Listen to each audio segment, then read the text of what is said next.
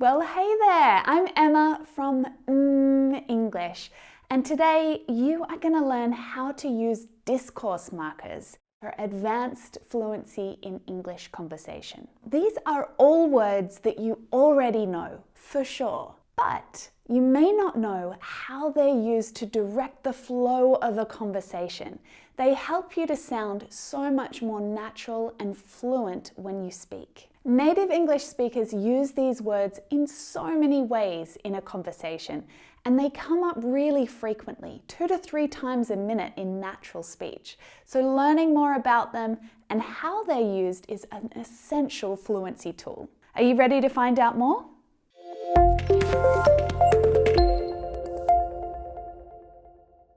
I just want to take a few seconds here to give a little shout out to the members of Hey Lady who are watching today. Hey ladies, it's great to see you here. If you haven't heard yet, Hey Lady is our online community helping women to succeed in English. We make it easy and safe to meet new speaking partners and give you interesting topics to talk about together. We have an amazing team of expert English coaches who will encourage and support you at every step.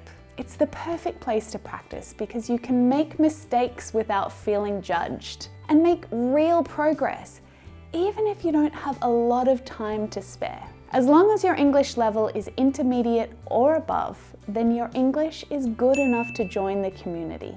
And if you sign up today, you can experience everything we offer free for 10 days. I've put the link down in the description below. Make sure you check it out, and I hope to see you inside. So what are discourse markers? Good question. They're really handy. We use them to direct the flow of a conversation or to navigate a conversation smoothly and easily. They kind of work like little signposts, helping the other person to anticipate what you're going to say or to guide them about what's going to happen next in the discussion. And discourse markers are probably words that you already know, like so, right, and okay. But when they're used in this way, their meaning is different from the one that you'll find in a dictionary, which makes them a little tricky. In fact, some of these words can be used to direct a conversation in multiple ways, like right. Right, I better get going. Here, I used right to introduce a new part of the conversation, the end. You know Jeff, right? Here, I used it to confirm shared knowledge that I have and the person I'm talking to has.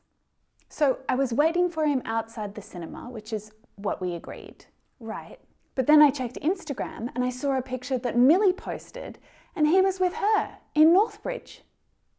And here it's used as an interjection to show the speaker that you're listening and that they should continue speaking. And in all of these examples, the word right doesn't really mean anything, but it does play a really important role in directing the conversation, the flow of the conversation. It's a signpost. And if you want to speak English naturally and fluently, try to use these signposts a little more when you speak. Let's take a closer look at these discourse markers together.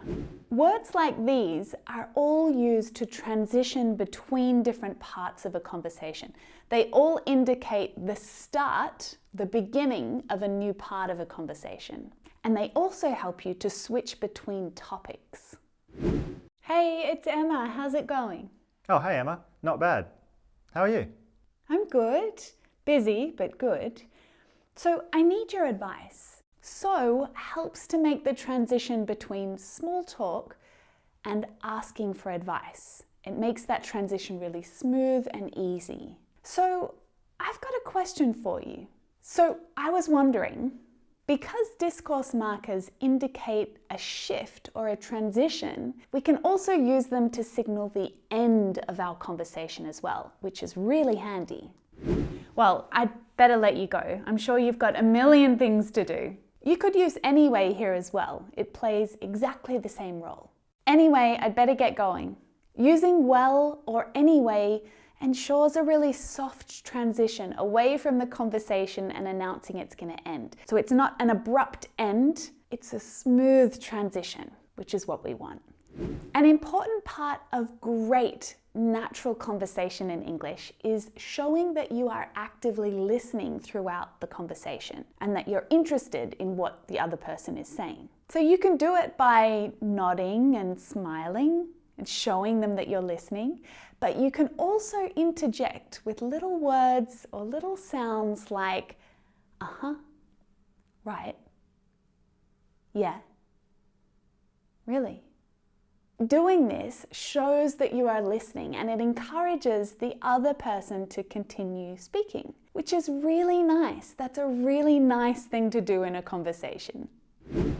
I've been planning this camping trip with our family. Uh-huh. We've been planning it for months. Right. We're supposed to meet in Sydney. Yeah. But there's been all this crazy flooding on the coast. Really?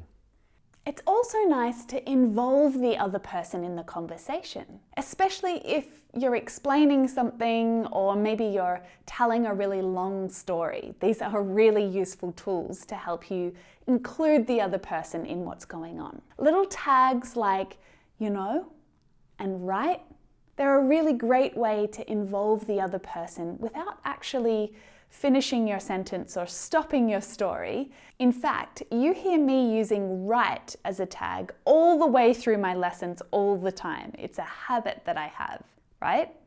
You remember our trip to Joanna, right? It was torrential rain for 3 days straight. But I don't really want to cancel because we've put so much time into it already, you know? What do you think I should do? We also use them to check that something is true, but in particular, when we assume that the other person already knows what we're talking about. So when you assume that they agree with what you're saying. Wait is a really helpful one to use, especially when you want to pause the conversation for a minute, but not like because you need more time to think. Instead, it's used to clarify or to confirm some of the information that was just said to you. I'm good. You remember I had a job interview, right? Well, they offered me the job. Wait, are you talking about the job in Melbourne? This use of wait actually comes from the expression, wait a minute, or wait a moment. It's a shortened version of that phrase. If you want to slow down the conversation a little, then you can use I mean. What do you think I should do? I mean, it doesn't sound like it's going to be a great holiday. Maybe you should just cut your losses. Starting a sentence with I mean can create a little bit of extra time for you to think. In particular, when you're not sure how to respond or you need some extra time, you can pause or create a little bit of extra time with I mean. It doesn't mean anything, it's just there to create space for you. But it's also a way of signaling when you're about to give an honest opinion. One that might not be exactly what the other person wants to hear. Hey, why don't we go camping? I mean, we could go camping, but I'd rather go to the beach. You just learned 5 different ways to use discourse markers to control and manage your English conversations. How awesome is that? Remember that these are advanced speaking skills, so if you don't feel ready to use them yourself when you speak, then start by listening out for them in movies and TV shows where you get to listen to native English speakers using these discourse markers all the time. Now that you know about them, I'm sure you'll hear them in native English conversations all the time. In fact, why don't you listen to the complete conversation I had with Shah over the phone, and you'll get to hear how that whole conversation flows and transitions from the start through the middle to the end. Hey, it's Emma. How's it going? Oh, hey Emma. Not bad. How are you? I'm good. Busy, but good. So I need your advice. I've been planning this camping trip with our family. Uh-huh. We've been planning it for months. Right. We're supposed to meet in Sydney. Yeah. But there's been all this crazy flooding on the coast. Really? You remember our trip to Joanna, right? It was torrential rain for 3 days straight. But I don't really want to cancel because we've put so much work into it already, you know? What do you think I should do? I mean, it doesn't sound like it's going to be a great holiday. Maybe you should just cut your losses. Maybe you're right. Anyway, tell me about you. I'm good. You remember I had that job interview, right? Yeah, well, they offered me the job. Wait, are you talking about the job in Melbourne? Yeah, the one in Melbourne. I start next month, which is like really soon. Oh my God, congratulations. So you're moving. That's so exciting. Isn't it? Well, I'd better let you go. I'm sure you've got a million things to do. Thanks again. Okay, bye. Now that you've learned how to use these extremely common English words in some new and exciting ways, I want you to do two things. The first is listen to native English speakers in casual conversation. TV series, a movie, or a conversational podcast would be perfect for this. Now that you know how to recognize these discourse markers, I'm sure you'll start hearing them more. The second is try using one or two of them yourself. Maybe use wait to check information in a conversation, or use any way to announce that you're ending the conversation and smoothly transition out of it. Try them out, get more comfortable using them. Make sure you subscribe and you turn on notifications so that you don't miss any of my new lessons. Thank you for being here. Thank you for watching. I hope that you enjoyed it. See you in the next lesson.